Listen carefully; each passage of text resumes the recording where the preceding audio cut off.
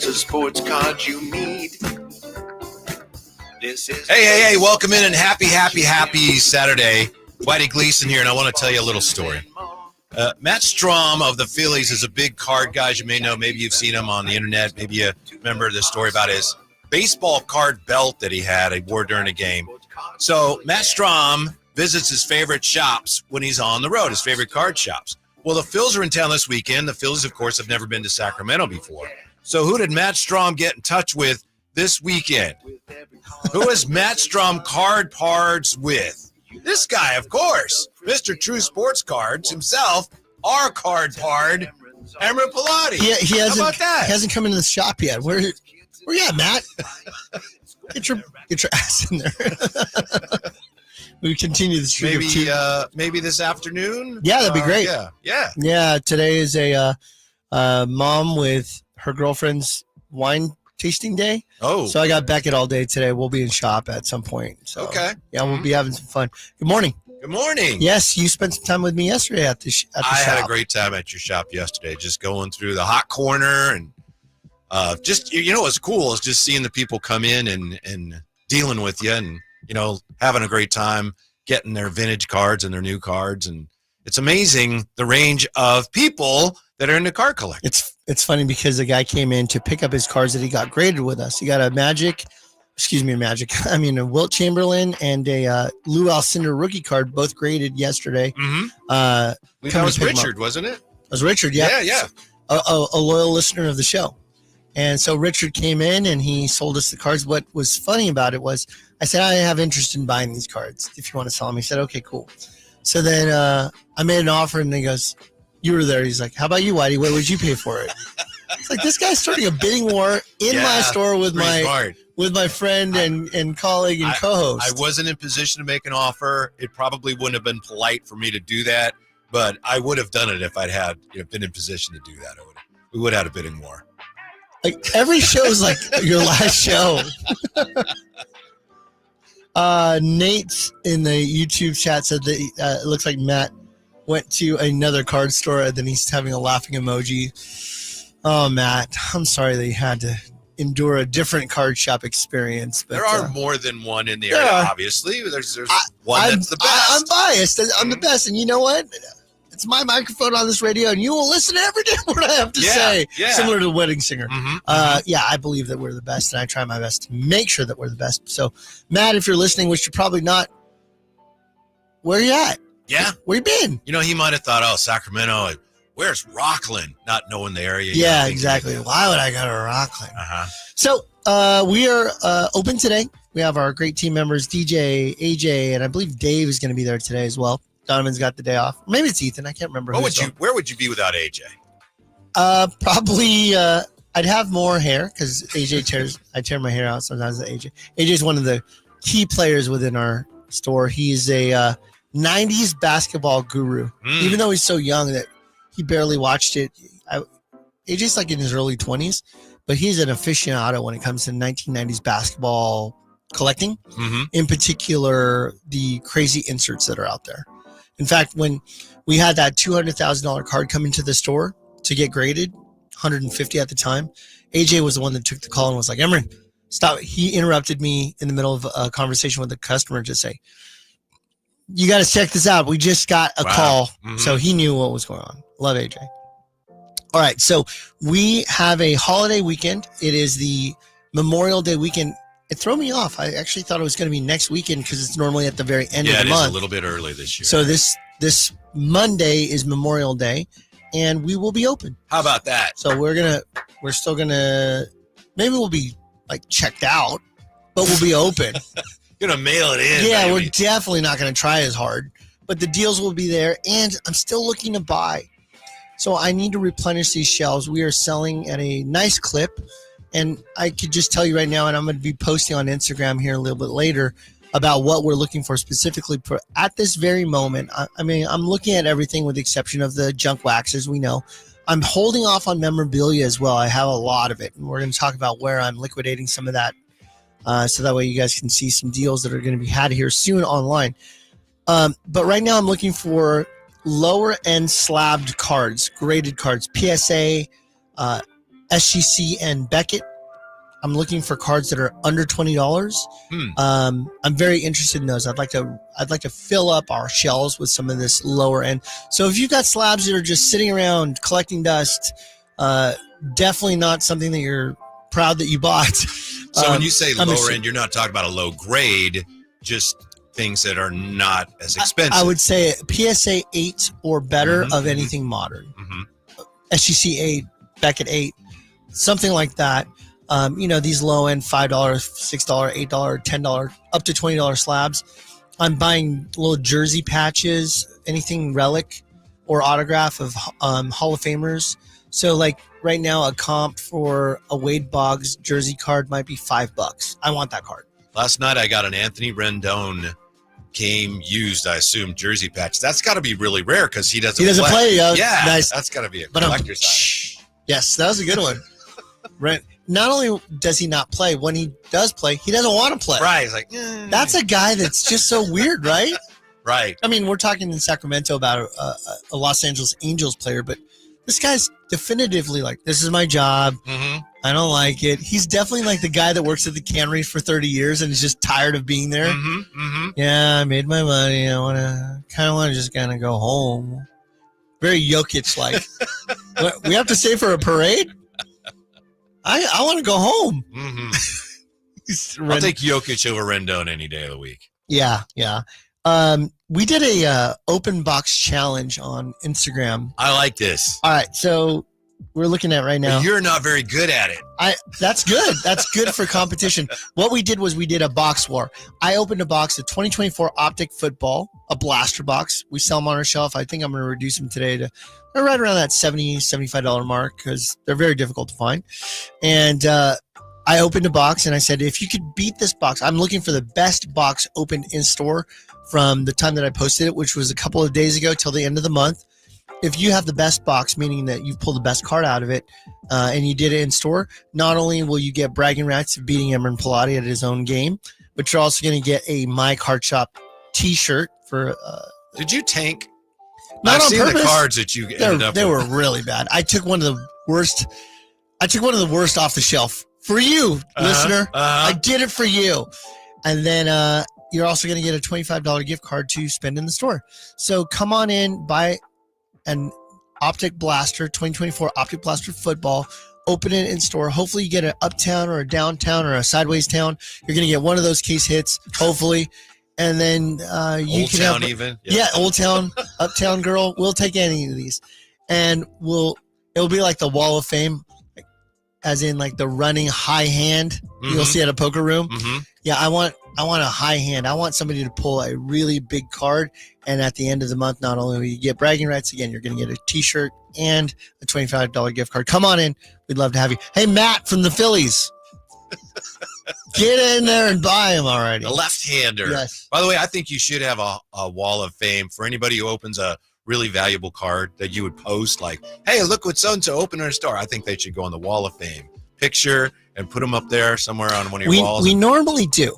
Okay, we normally do, but our wall is the story on Instagram. So if you're not following us already on True Sports Cards, please do for Instagram. Yeah, that's where I've seen it. Yeah, we post that stuff all the time. We love, with permission, we always ask the parents, but a lot of kids that pull heat, we love posting that kind of stuff because I want people to see this is the God's honest truth. I don't open boxes. You can see why I'm terrible at it, but I just don't open boxes. And I know, and I'm not talking about anybody local because I don't want anybody to get their feathers ruffled, but I know of many card shops all around the country where their owner or manager is addicted. And we're going to talk about addiction a little bit later in the show, but they're just ripping boxes left and right. So when you see great cards in our cases, it's because we've acquired them from customers that have come in, not because we rip boxes and pulled case hits. We just don't do that. I'm telling you, with the exception of maybe Dave, who's one of our great team members. Dave likes to buy blasters and megas. None of us rip cards. None of us rip packs. Yeah, you should leave it to the other members of your staff. I am terrible at it. It's so funny because I do it on camera just in case I pull something big. Always nothing. One time I was bored. I had COVID at the time, so I was staying in a hotel away from the kid and wife. and I bought a box of Illusions basketball, and I opened it on my own, not on camera, just coughing in my own room. Luka auto. It's like I record everything except for this one, and of course I pull a Luka auto, and then nobody believes me. Right. Right? I don't believe you. Video or it never happened. Do you believe him, Anthony? Yeah. Anthony's Not like, a chance. Not a Not chance. a chance in the world. we've got in the chateau, as you call it, the YouTube Yes. chateau, we've Uh-huh. got Ramsey saying, if I get a chance to talk to Matt Strom tonight, I'll ask him about stopping by the store. Look at Ramsey. He's a card pard. Yes, love he it. is. Yes, he is. So we're open on Monday. That includes you, Matt. Who are the Phillies are playing through when? They'll be wrapping up the series, I believe, tomorrow. Let's see here. A's and Game set Phillies. against the struggling Athletics, who have Speak- lost now 10 in a row. That's not good. It's not ideal. You know who hasn't lost in a row? The Rockies. They've lost, I think, more. Yeah, so we've got May 24th. That's tonight, 7:05. And then tomorrow, 1:05. So today's got all day. Matt, get in there. Matt, what's wrong with you? Jake LaRavia, all you card collectors, get in my Yeah. store. They're like, Rockland? I don't even know where that is. Sounds so far. I remember as a kid when I lived in Stockton and the Niners had their camp in Rockland. I was like, I'd love to go, but it was like, how long does it take to get there? 4 hours? 10 hours? Mhm. I didn't know where Rockland Yeah. was. I did used to think that your store was up near Sierra College or something. It's like, it's basically Roseville. Mm-hmm. Directly across the street, as I look at the Costco, that's Roseville. Mhm. Literally, Yeah. that's the street that splits it on Stanford Ranch. Mhm. All right, what else do we have on docket before we start going into my rant for the last half an hour of the show? There was something there that we have. Yeah, well, I know. You had an eventful week as a drive guy. I did. Had a birthday on Thursday, so Happy birthday thanks. to Thank you. Kevin Whitey Gleason. Woohoo! On Thursday of this week, you turned Yes. older. You started looking a little bit more weathered around Tuesday. So, Yeah, and then by Thursday's like, oh, you better lay down. yikes. So we actually Are you kinda- willing to share how old you are now? That's not important. It's not important. It's not important. Once it's 100, what's the difference? Right. Yeah. So my daughter's birthday is on the 18th. My daughter Lonnie, who teaches at Sac State. So yesterday she came over. We had we had dinner and we had some delicious chocolate Charlotte from Freeport Bakery, which is what my mom used to make. And my wife, you know my wife, Sheena, she said, boy, if I really, really, really, really loved you guys, I would have made it myself. So it's like, oh, thanks. Nothing says happy birthday like that. But it was delicious. And we opened some Allen and Ginter that we got at True Sports Cards, 2024 Allen and Ginter. Your which I favorite love stuff. You opening love that with stuff. the family because they're so crazy. It's like, you know, here's Ken Griffey Jr. Yeah, but I got a carpenter bee. You know, it's literally. So anyway, we're opening stuff, and my wife Sheena opened some. She goes, oh, I got an autograph, Jackson somebody. And we're like, what? She's Jackson Merrill. Who's that? My daughter's a huge Padre fan. I'm a Padre fan. So we're like, what? You gotta be kidding me. Well, as soon as you say Jackson and an autograph, that's a good thing because it could be Yeah. it could be Merrill, it could be Churio, I was thinking Holiday. It could be Holiday. For some reason, I thought, oh, and then she said Jackson Merrill. It could be Michael. Uh-huh. No, Uh-huh. no, probably not Yeah. Michael. So anyway, thank you, True Sports Cards. Oh, you you- made our birthday very special. Listen, you paid for it, so thank you. Thank you. You don't have to thank me after you Yeah. give me money. Yeah. I Also appreciate saw it. Mission Impossible yesterday, which was very good. That is the final reckoning. Uh-huh. Are we going to enjoy it? Yes. You really? Yes. Definitely. Tom Very Cruise is entertaining. 62. Higher or lower for you? No, I know the answer. What's Yeah. funny to me is watching you I used to run on. babysit Tom Cruise. I was just thinking to myself, like watching you in action, the way that Tom Cruise is, like running. There's actually a clip on YouTube where they stitch together all of his movies where he's running. Because a Tom Cruise run is like, whoa. Yeah. Right? But he can't throw. Remember Top Gun? Yes. Bro, what Yeah. kind of arm is that? I've seen better arms on a clock. That's a terrible joke. That was corny. I was just thinking about Tom Cruise running at 62 and doing all of his own stunts. And you, when we walked up here to the radio station, and I watched you going up the stairs, and very not even close. Yeah. parallel I've lives. asked them for one of those things that I can sit on, and then Yeah, they say that it drives takes you. up the stairs. Yeah, They don't have it yet. dude. Those things drive me up a wall. Good joke. It would have been if you hadn't stopped and gone, hey, What do you think of what my did you give joke? me for that? By the way, I think the clock joke is better hands on a clock. I said better arms. Arms. So I think better arms on a chair. What has arms? Couch? I don't know. Yeah, I think chair. Yeah. Can you fix that in editing? Run that back. Yeah, let's run it back. So anyway, thank you. It was a lot You're of welcome. fun. Yeah. I'm glad. And that's the joy of opening cards. And that's kind of, again, I know I'm foreshadowing what we're going to talk about later, but it's definitely some feelings that I have towards it. So let's talk about the point guard of the moment that's rocking and I know rolling who that right now. is. Yeah, Tyrese Halliburton. This guy has been, is that who you were thinking? Yes. Okay. Yeah. What's the conversation been this week? Seeing one of our former players blossoming to the point of where they're likely going into the NBA Finals. You know, a good portion of it, of course, is, wow, and the Kings need a point guard. Thanks, Monty. You know, you get a lot of that. It's interesting to me that Halliburton last night, I think he had 14, and they won, and he deserves a ton of credit for that, obviously. But he gets all the credit. Whereas last night, Siakam went off. But the narrative is, wow, Tyrese Halliburton. He's such a superstar. And he is. So he's got such charisma and such a high Q factor that even when somebody else on the team plays well, you know, Neesmith saved their bacon. When he went 8 for 9? Yeah, just boom, boom, boom. But it's all about Tyrese because he's just so watchable, really. Yeah. And he is a great player. And I saw he did an interview with former President Barack Obama where he was the podcast host. I mean, if you think about the diversity of what he can do on and off the court, he is an electric figure and one that I think the Kings were so thrilled to get him at 12 in the 2020 draft. And they said that his interview was just top notch, one of the best interviews ever. And that solidified their selection of him. I know that we had to give up a superstar or a future superstar like Tyrese to get a superstar like Domas.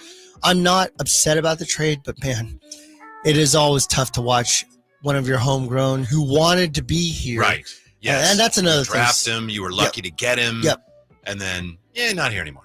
So let's talk and about the guy that you traded him because you preferred Fox over Halliburton. He's not here either, Emran, as you know. Last year. Yeah. And now we're in need of a point guard. And we had two of the very best in the NBA slip through our fingers. Unfortunate, by but choice. life goes on. By choice. Yeah.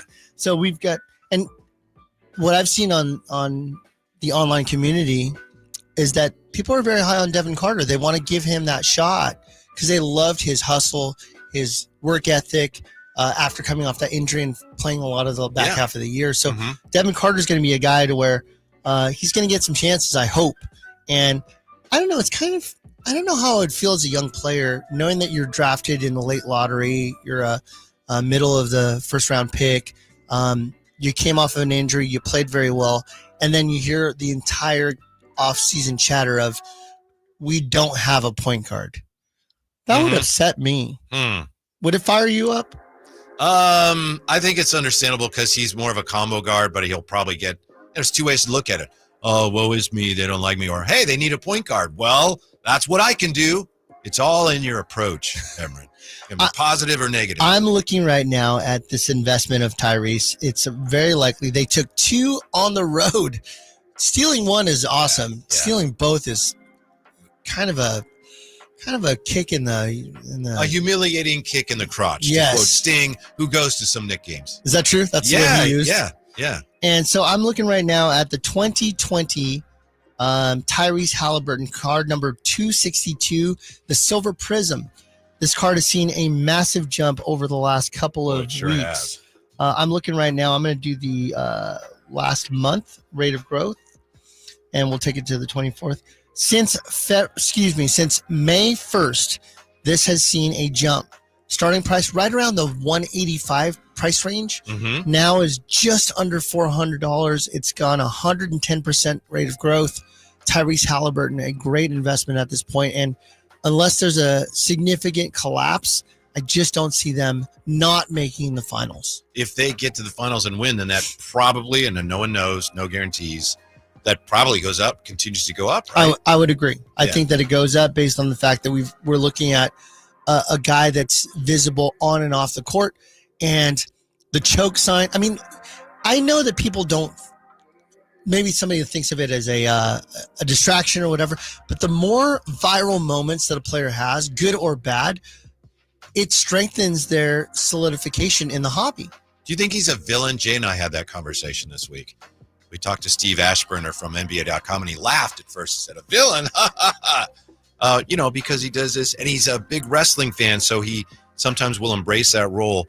I don't see him as a villain unless you're a Knicks fan. Did we embrace Barry as a villain? Barry Bonds? I mean, he was kind of that villain, but those that were around him and those that were the team fan loved him. Didn't matter. Did we find? I'm trying to think of other polarizing figures. Well, that were Draymond villains. Green's like a villain. Yeah, Draymond Green's a villain. Tyrese Halliburton, I don't think really is. But outside of Golden State, he's a villain. But inside of Golden State, everybody loves Draymond because he's the guy that you want on your team, but you don't want to go. Whatever the analogy is. Right. But I would just say that Tyrese is one of those guys that says, "Stop me if you can." Right. I think he's one of those guys that will run up a score. If you want, he's the kind of guy that would be, if he was a coach, he'd say, "Just keep going until they can." He's just a real, true competitor. Right. He Unlike, wants say, to. Anthony Rendon. We talk about it seriously. Who doesn't? Last it. Who's there for the paycheck? Yeah. At least he was honest about it. Yes. So I think Tyrese is one of those guys. Tell us in the chat, whether it's 916-339-1140. You can call in.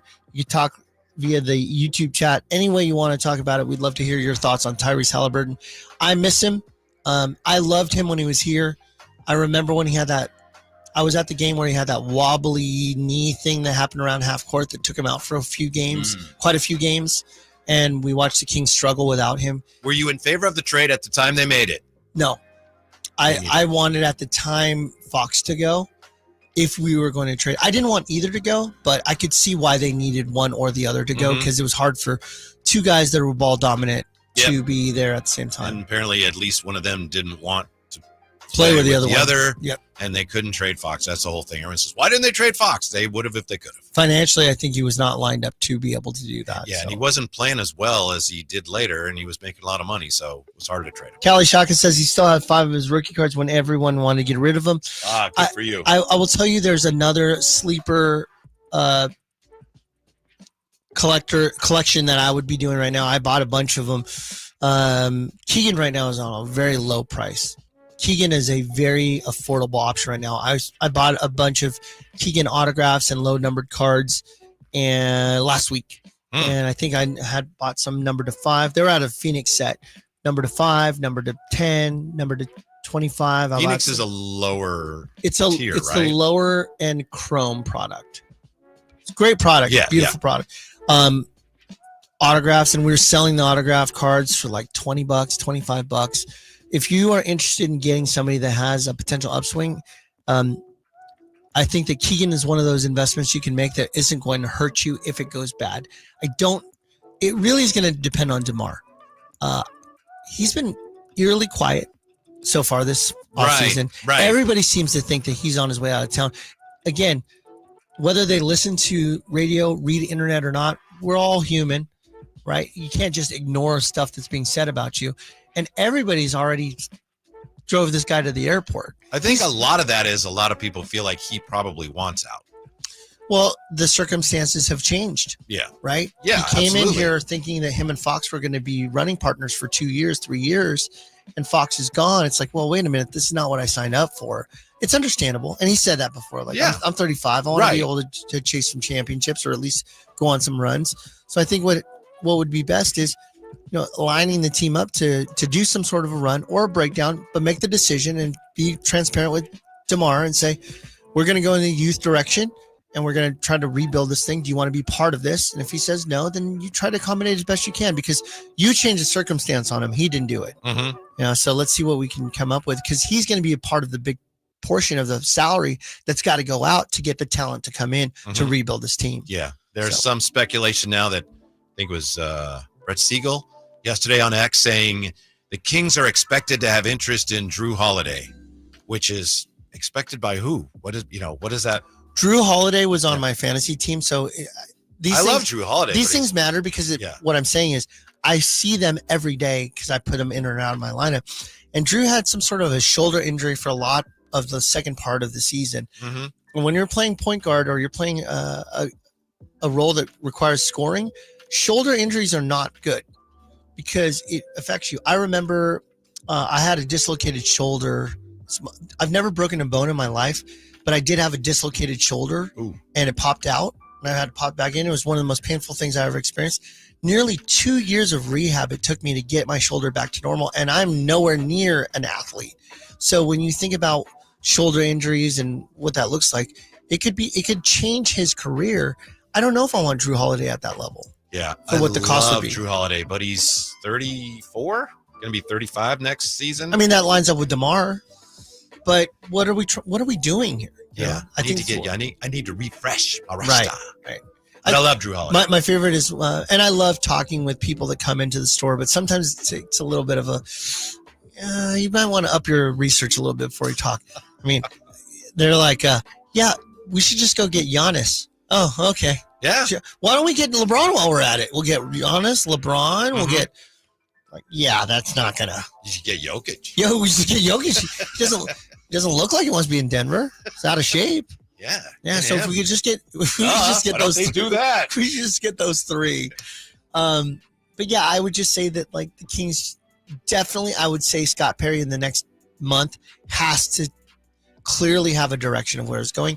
And it would behoove him to talk to all of us about what the direction of the team is. I think my guess is they have a number of directions in which they may want to go. It's not totally up to them. It depends on what other teams do. And they don't know yet which path they're going to head down. They have to wait and see how things play out in the draft and who's available. I hope that they will do some of that, addressing us. Here's what we're doing. Right now, I think they're looking at just about everything. Was it on your show that you talked about they're actually speaking to lottery picks, even though they don't have one? There was one they spoke to. Yeah. Yeah, weird. The guy from Oklahoma. Yeah. I don't know this. This is a question. Can they have a conversation with a guy that's declared for the draft and the guy go, I'm out of the draft. I don't want to be a part of the draft. And then they sign him as a free agent, almost like making a promise guarantee you're on this team if you don't go through the draft. No, that's not possible. If you're not in the draft, yeah, you can't circumvent that. Okay. But Jeremiah Fears is the guy that he said, somebody asked him, what teams have you been talking to? And he mentioned, some of the teams you'd expect. And he mentioned Sacramento. In this particular mock, he's projected to go 5th. So why are you talking to the potential fifth pick? That could have been before the lottery. Maybe they thought, hey, let's just talk to him. Maybe we'll end up picking really high, or maybe they have something bigger in mind about trading back into the first round. We'll find out. If you guys have interest in talking about who the Kings should trade for, please call in 916-339-1140 or send us a text 339-1140. 1-800. What's that 1-800 number? 1-800-920-1140. That's what I thought. Yeah. I was just about to say that. You got it. I'm bad with digits. Okay. Ready to talk about the thing that I want to talk about? I am. It sounds like you're not sure you want to talk about it or whatnot. I want to talk about buying online. Okay. I want to talk about Anthony, if you don't mind, let's drop the music, please, because this is play some funeral music. This is somewhat of a serious subject. So for those of you listening, I want you to listen in deeply. Okay. So for those that don't know, there's a platform to sell online called Whatnot. And you, Whitey, do not purchase on there, correct? I do not. I've heard about, I believe, Jason Ross. I've spoken to Jason Ross. Jason has bought from us before. And I think he's told me before, like, yeah, he likes it, I believe. Yeah. So those of you that are listening, if you use Whatnot, I would love to have your opinion on this too. I'm begging for you to call, basically, is what I'm doing right now, because we usually have anywhere from 6 to 8 people listening. So if one of those people could call, we'd love to hear from you. Some of those people are listening twice. So, yeah, they're listening. They're counting us too. Whatnot is, we as True Sports Cards have been on Whatnot since the beginning. And Peg Junk's asking already in the YouTube chat, what's wrong with Whatnot? I'm going to give you some pros and cons and where I'm at. And Seekins is listening from the Bay. That's what Seekins said. I'll be down there tomorrow. So there's pros and cons with Whatnot. I would say that when we first got on Whatnot back in 2021, 22, we were one of the earlier people on Whatnot selling. And I enjoyed it. I have for a long time. I still enjoy it at times. I think that Whatnot is one of these great ways for the ability for sellers to meet customers or potential buyers at their convenience and leisure. So you could be watching at 3 o'clock in the morning in your pajamas at your house and watching Whatnot and kind of hanging out and seeing what's out there, or maybe you're participating in buying. Just a little background, if I may, from please. Breaks and Takes. Whatnot has been a massive boon to a lot of the breakers who make the platform home, as well as the creators of Whatnot. Their last funding round in 2022 valued the company at $3.7 billion.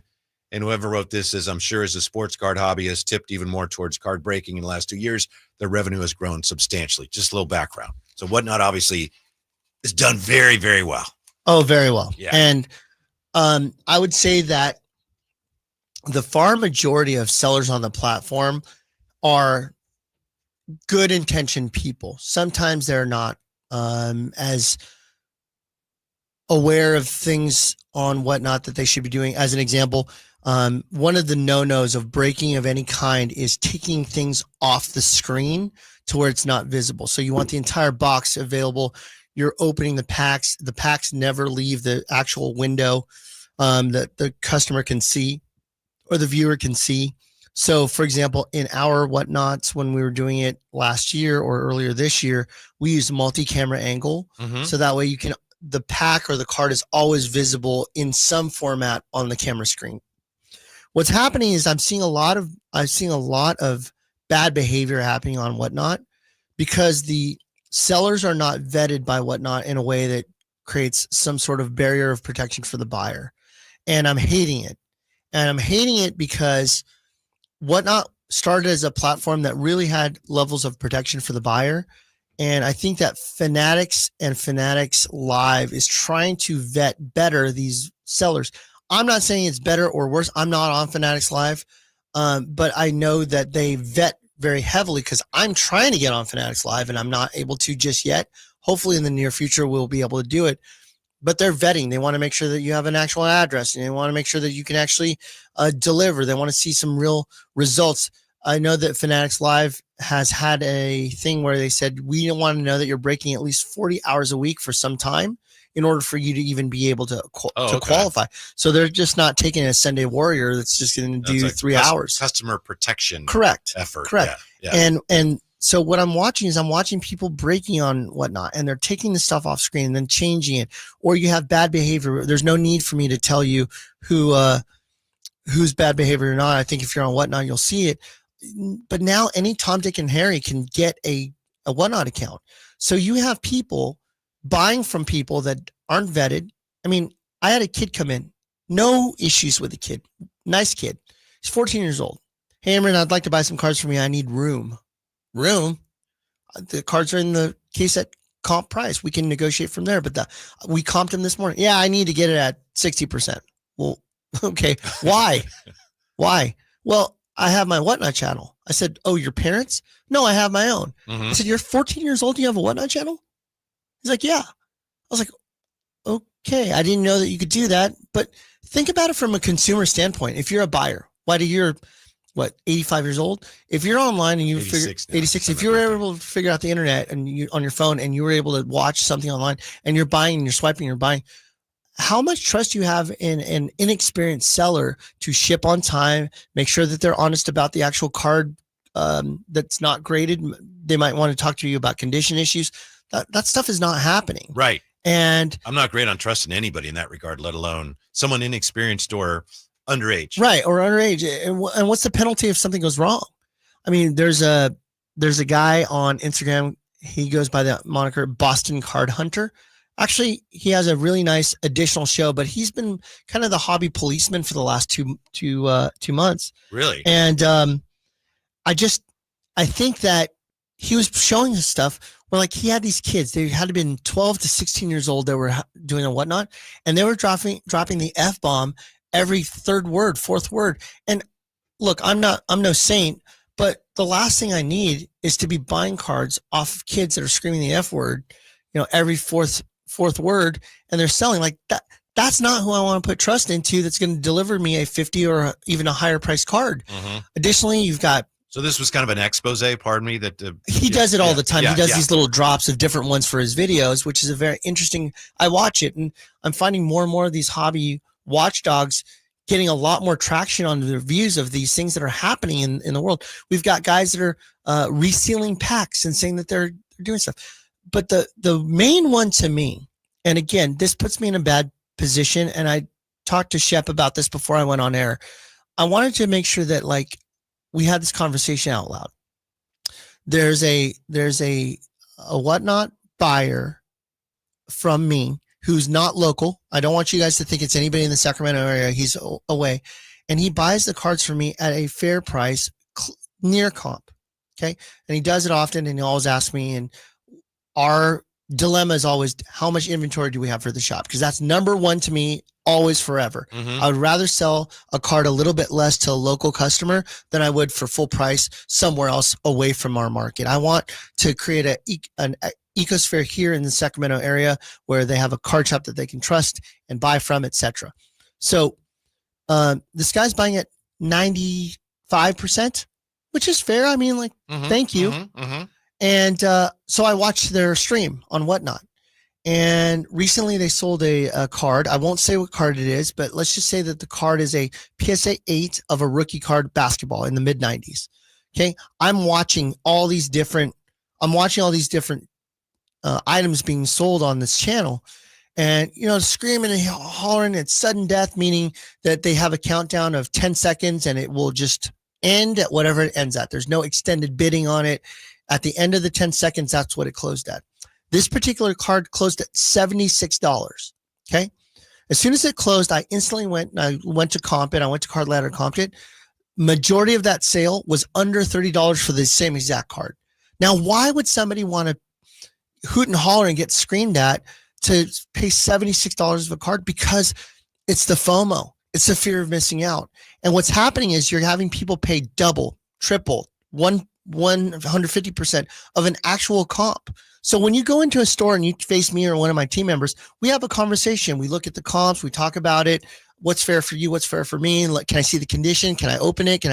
Right? There's a lot of factors involved in order to make sure that everybody feels good about the transaction. Whereas online it happens and you feel dirty when it's done because you're like, wait, I just spent $76 on a card that has not sold for more than $30 in the last month. Emron, What am I doing? This is from a year ago, but some of the supplies, again, this is from Breaks and Takes. On average, people buying slabs and singles paid 57% above comps on their purchases. Breaks were a little harder to get an estimation on because so many Whatnot breakers use the auction in a random team format. But for breaks, where there was a direct one-to-one comparison, break prices were on average 40% higher than the most expensive comparable prices tracked by Break Comp. And that was a year ago. Interesting. Yeah. Yeah. And the other thing too is if the comps on Whatnot were documented, then hallelujah for all of us, right? So somebody paid $76 for that card. So if there was a way for us to document that a card sold for $76 the same way that it's documented on eBay, that's good for all of us then, right? Because it raised the value from everything else. But what ends up happening is because that's an invisible comp, it's not actually stated that this card sold for this price. It doesn't reflect what's truly been paid in the open market in that format. I would love that. If that raised all of our boats to $76 on a $30 card because somebody's willing to pay for that, now the card is worth $76. I've been in real estate for a really long time. It's like selling a house off market for way above other comps in your neighborhood and it never being documented that it was sold that way. Somebody paid for that. Great, let's do it. Let's show transparency to the world that this actually was the comp. And I would love to see that if that was a possibility and whatnot, but it's not. What's really interesting to me about this is one of my first reactions, the more I find out about this, is, hey, caveat emptor, right? Buyer beware. You just got to be more careful. And that's true. But to your point, yeah, but it'd be better for the hobby if people who weren't as careful as they should be were not being taken advantage of. It happened to me. And I would like to think that I'm an expert. I was on late one night, 11 o'clock, watching somebody ripping. They were just doing cards that were open, not a rip, not a break. This is put the card on the stand and this is what we're willing to sell it for. So just want to let you know that I got nobody takes me, right? Like they didn't dupe me. I bid. I thought it was fair at the time. I bought a Ricky Watters autograph on card Super Bowl card. It was on card auto, came out of the pack. The bidding started at $1. It was sudden death, 15 seconds. Obviously when you have 10 seconds or 15 seconds, you don't have time to comp anything. So I'm just excited and I'm just kind of swiping. And it closed at about $24. And I thought, not bad at all, right? I'm happy with that. I do this for a living, okay? I go to comp it. It was like $11 consistently. I was like, oh my goodness, I just paid double what the previous ones went for. But I'm not mad at anybody but myself. I mean, I'm not going to lose sleep over $14.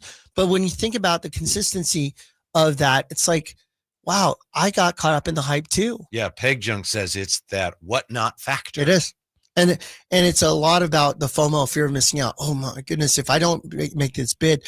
But it also has a trigger factor to where I've learned to now put in a max bid. So like if you are going to be on whatnot, determine quickly what you're willing to pay for that card, put in your max bid, because I've swiped before and in the process of swiping, it's being bid as well. So what I think is a $8 swipe turns into a $15 swipe because somebody right before that got to $14. So I'm thinking that I'm actually only bidding $9 on a swipe, but it really is $15. Next thing you know, you're paying $76 for a $30 card. You want to hear something really interesting from a psychological standpoint in this? And, you know, we talk a lot about the rush you get from opening cards, opening boxes. There is a psychological standpoint. There's something called an endowment effect, which is we all do this. Kings fans do this with their players. You tend to overvalue what you own, right? What I own is like, oh, you think it's worth more than it is. And research shows that with something like the auction sites, the more people are bidding for something in their minds, they already own it. So they start to overvalue it as they're deciding what they're going to pay for it. Again, I'm going to liken this to real estate because it's what I did for 22 years for a full-time job, in addition to doing cards on the side as my hobby. In real estate, when you own a house, and I've been guilty of it too, man, my house is the best on the block. A toppest dollar I can get, right? And then, so you try to sell it for top price, and in some cases, even more than what it's worth based on the comps around you. Right. But then when you go to buy a house, you want to pay the least. Yeah. Right? These nails are old. It's definitely $15,000 off the price. So right? imagine buying a house like, all right, you got 20 seconds, right? Right. Bid. Yeah. Right? And one of the fears, and I'm not saying that this happens to a lot, but it does happen and it's been proven such. There are shill bidders. In fact, there was one account, well-known account that I won't even say, but it happened last week to where the final winner was one of their side accounts by name. So imagine the name of the company and then side of company's name. They were the winning bidder. You know what that meant? That meant that somebody was shill bidding, pushing up the value and hoping not to win the thing. Wah, wah. Right. And everybody's like, ooh, now. So you started seeing people leaving the room and going, I'm out of here because I know that I can never hit a deal because I've got somebody on their team bidding this thing up and shill bidding this thing up to a value that's inflated that didn't need to be there. I'm going to read the YouTube chat while you're speaking on this and maybe why you stayed away from Whatnot personally. Why? The reason I stayed away from it, I just didn't know that much about it, and I'm enjoying card collecting through other methods, but I've heard about it and I've considered whether I should pursue it. Here's some tips here. Tips for buying on Whatnot. This is from, again, Breaks and Takes. I know I keep quoting that. If you're looking for value, don't buy into breaks on Whatnot. Research comps on the fly. Use the max bid feature. Don't be afraid to negotiate. Be yourself. Have fun, which is what it all comes down to. But you just got to be really, really, really careful. So some people are saying, are you going to go back on Whatnot, Emran? I'm not saying that I'm not, but for the temporary time being, I don't see us being on Whatnot for multiple reasons. The biggest reason is because I don't have enough inventory to satisfy multiple platforms. So platform one, our shop walk-in, which I believe is one of the strongest walk-in in our market here. Two, online. So we're talking about our eBay store with over 66,000 listings. Our website, truesportscards.com, that has over 15,000 listings. And then, when we do a card show, we do shows at least once a month, if not multiple times a month. I got to satisfy those customers there. And then on top of it, I got to do Whatnot. So when you look at all of that, and Nate's TV, who I don't think he's giving me grief about this. He mentioned something here in the YouTube chat I'm going to address here in a second.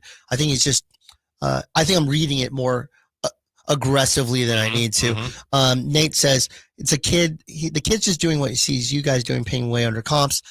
Nate, I'll tell you this. I don't know if you sold to us before or not, but my goal is to always make sure that we sit there and comp with you, just to evaluate. And I have witnessed this. Yeah, to where I say, let's look at what the card value is. Now, what I pay percentage of that varies on multiple factors. I don't go across the board and say, hey, I'll pay you 90% or hey, I'll pay you 50%. It really comes down to this particular card and how long it's going to sit in our case.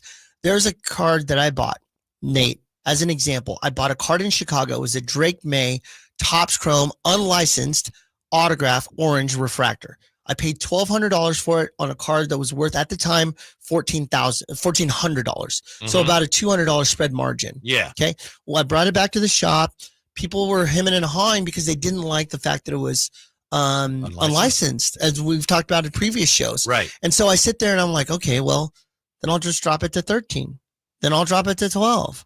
Then I'll drop it to 9. We sold that card for $650. Right. That's an ouch. That's a bad L on sad my horns right there. Right. Wah, wah. Right. And at times that happens, but I can't sell a $20 bill for $40. I have to sell a $20 bill for as close to 20 as possible. So what I'm getting at is we take L's all the time, but we're trying to be fair based on what that card is valued at the time that it's purchased. Yeah. I see Nate's TV point is his point though. Because I know if I was 14 and I saw these things flying around like this, people are making all this money. You don't know better. And it's like, wow. I mean, I would probably wouldn't be very good at it, frankly, but I would try some of that too. But I educate the kids. That's really important. There's nobody that has more investment in the young collectors and hobbyists than I do. I can promise you that. We have 11 different interns under the age of 15 under the age of 16 that work. They sleeve with us. We can show them how to comp. I work with them because I was that kid that didn't have any of that helping me when I was young. So you can ask the parents that work with us. We have 2 working today. Great kids that are working, and I'm trying to teach them. 60% might work for a 4th year Peyton Manning jersey card with the Colts, but it won't work on a Mahomes Kaboom. Well, more importantly, you're also teaching them ethics. Well, I try. Yeah. I try, and I don't do everything right all the time, but I try to do everything right all the time. It doesn't always work out that way. Do you want to take a call? Let's take a call. Yeah, 339-1140, 1-800-920-1140. Nico with us. Hello, Nico. How are you? Hey, Whitey. How you doing? Good. What's up?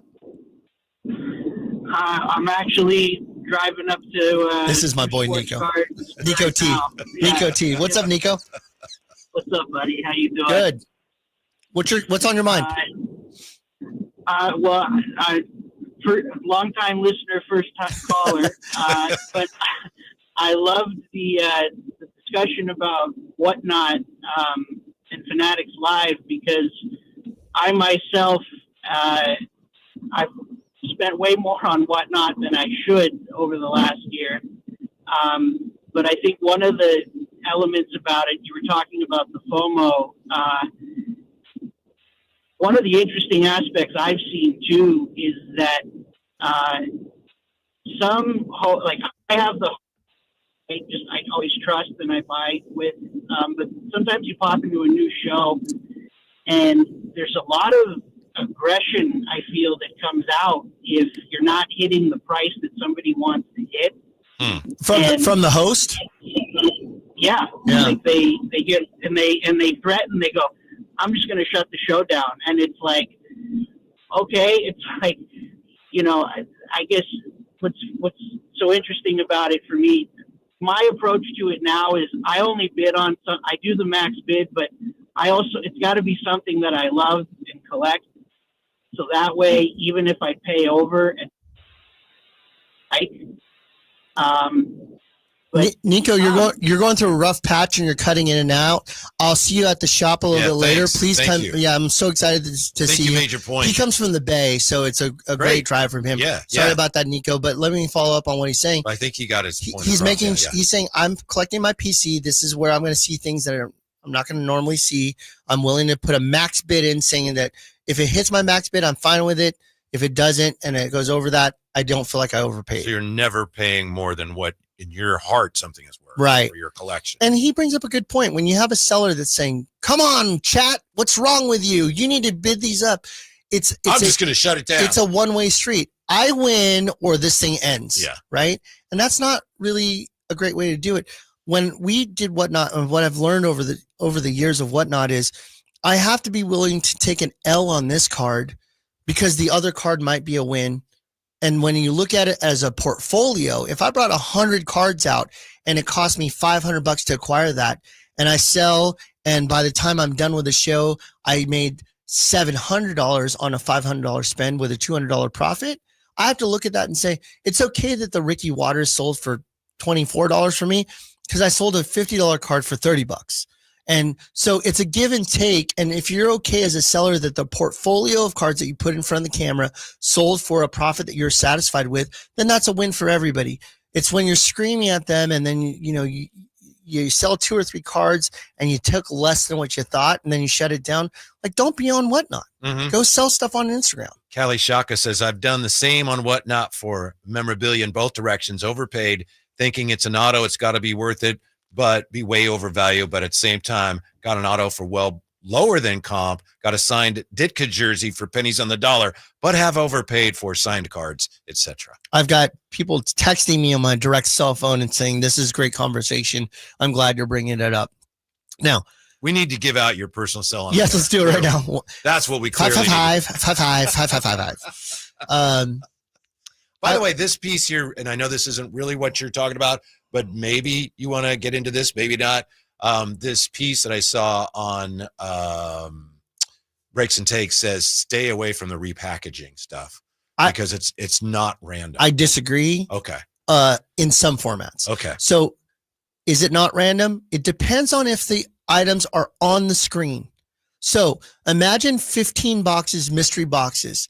When they're off screen, I don't trust that. And I've seen some of the biggest breakers on Whatnot using repacks, and they're just pulling one and then they put it in front of the screen. Okay, let's go ahead and auction this off.